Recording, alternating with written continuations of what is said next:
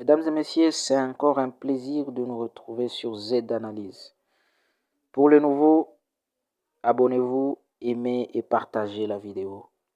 Nous revenons ce jour sur la condamnation de 25 militaires des forces armées de la République démocratique du Congo, les FARDC, lors d'un procès en flagrance organisé par le tribunal militaire garnison du Nord Kivu.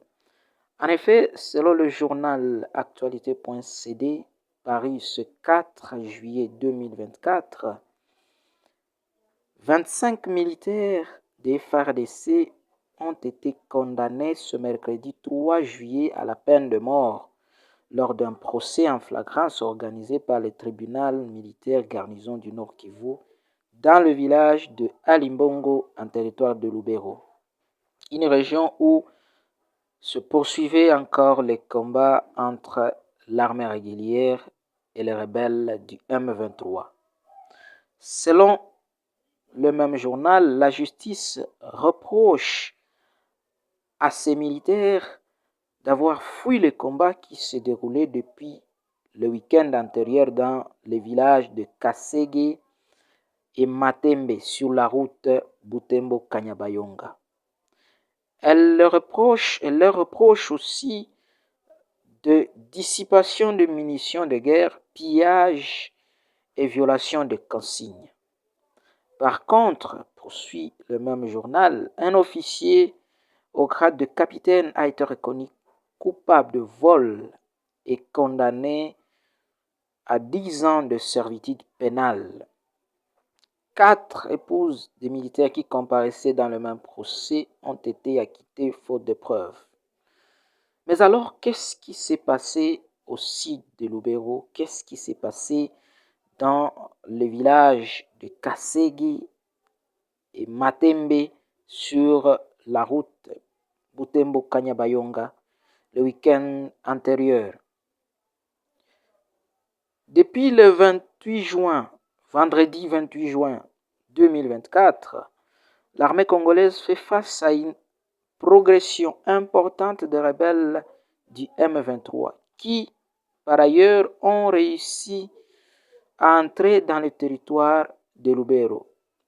Cette rébellion a réussi à occuper les grandes agglomérations du sud de ce territoire, notamment les communes de Kanyabayonga, Kirumba et Kaina. La rébellion du M23 a tout simplement poussé les militaires à décrocher sans combattre.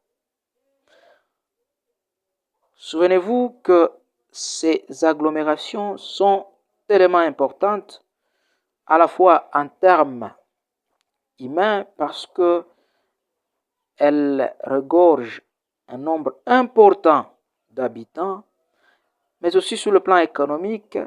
Ce sont des cités reconnues pour leur activité commerciale et d'exploitation des minerais. C'est donc des régions qui participent suffisamment à l'économie de la région ou de la province du Nord Kivu.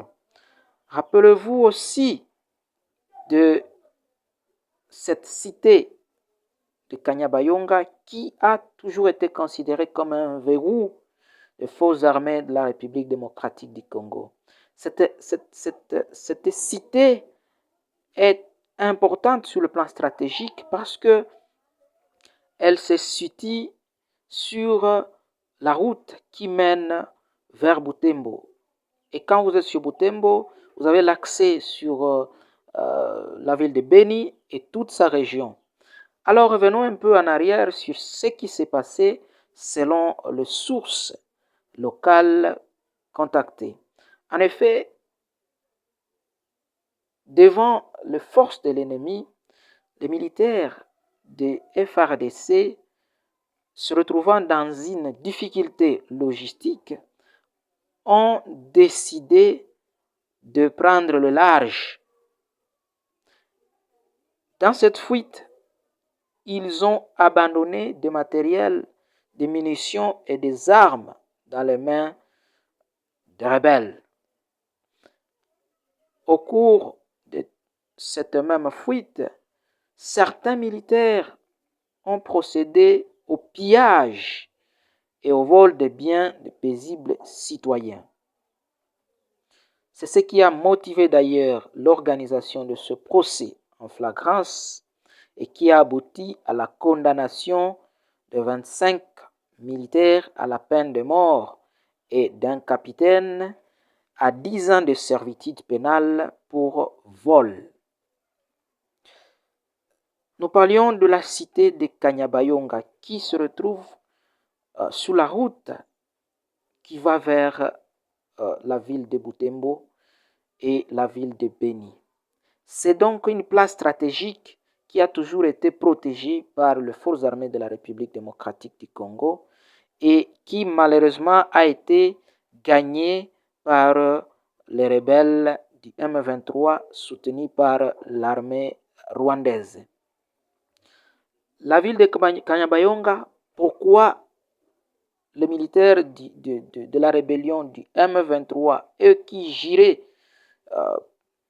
qui s'attaquaient toujours sur le sud ou qui voulaient gagner la ville de Goma, se retrouvent vers le nord du Nord Kivu. En effet, depuis plusieurs mois, on constate que la rébellion du M23 connaît des difficultés pour prendre la ville de Goma. La ville de Goma, comme vous le savez, est protégée par la force régionale de la SADC ou les éléments de la force régionale de la SADC, les Wazalendo, les FRDC et même par les mercenaires étrangers.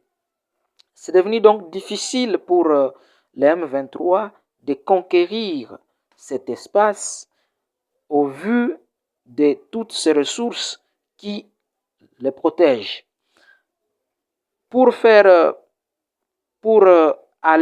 avancer dans leur offensive, les rebelles du M23 ont choisi de piquer vers le nord, se diriger vers la région de Beni et de Butembo, où les militaires ou les forces armées de la République démocratique du Congo se retrouvent en opération avec les forces armées de l'Ouganda, les UPDF, dans la traque des rebelles qui continuent d'ailleurs à semer terreur dans cette région.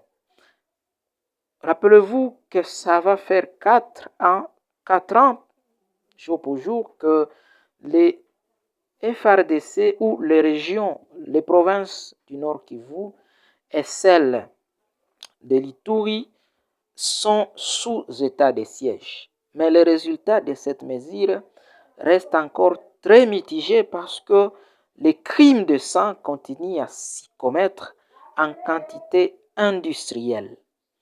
C'est donc des régions où les militaires des FARDC sont sur beaucoup de fronts. Il y a des rebelles, des groupes rebelles internes, il y a les terroristes des EDF qui sèment terreur et les forces armées régulières se retrouvent sur plusieurs fronts. Ainsi, les M23 ont trouvé qu'il y avait plus de facilité à remonter vers le nord, à remonter dans la région de Beni-Lubero, pourquoi pas sur Ituri et la province du Haut-Ouélé, parce que dans ces différentes zones, les militaires se retrouvent dispersés sur beaucoup de fronts et les atrocités, malheureusement, ne cessent pas. C'est une façon pour les rebelles du M23 de perturber les efforts de FARDC et les rendre de plus en plus faibles. Parce qu'elles vont se retrouver en incapacité d'intervenir sur tout le front. Sachant la force de feu des rebelles du M23 qui utilisent des armes modernes, les M23 pensent être dans des régions où il va avoir des facilités à se mouvoir et à gagner du terrain. Comme vous le savez aussi, les FARDC dans cette région est dans une coopération militaire pour la traque des rebelles, notamment les EDF, avec l'Ouganda. L'Ouganda qui se retrouve être la base arrière des officiels ou de la rébellion du M23. Parce que, quand vous vous souvenez, la cité de Bunagana est à la frontière entre la RDC et l'Ouganda. Et c'est l'Ouganda qui a facilité le M23 à rentrer sur Bunagana et dans toute la région proche de Bunagana. Donc, la ville, le territoire de Beni, la province d'Elituri se retrouve à la frontière avec l'Ouganda. L'Ouganda qui héberge les militaires ou les officiels du M23 et de l'AFC, Alliance Fleuve Congo de Corneille Nangaa, qui est aussi engagé dans ces combats menés par les M23 soutenus par l'armée rwandaise. C'est donc dans la logique d'affaiblir davantage les FARDC et de gagner du terrain que les militaires, que la rébellion du M23 a choisi de se transporter vers le nord plutôt que de rentrer sur Goma. Il y a aussi une logique de recruter de nouveaux membres pour gonfler les rangs.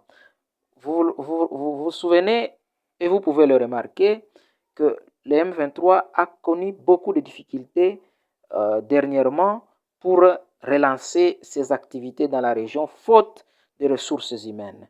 Ainsi, prendre ces régions où les habitants sont en désespoir parce que sous menace, toujours meurtris par des rebelles, et où malheureusement les forces armées régulières peinent à rétablir l'ordre et la sécurité, le M23 pense pouvoir faire enrôler beaucoup plus de membres et leur permet d'avoir un grand groupe de rebelles pour continuer à progresser.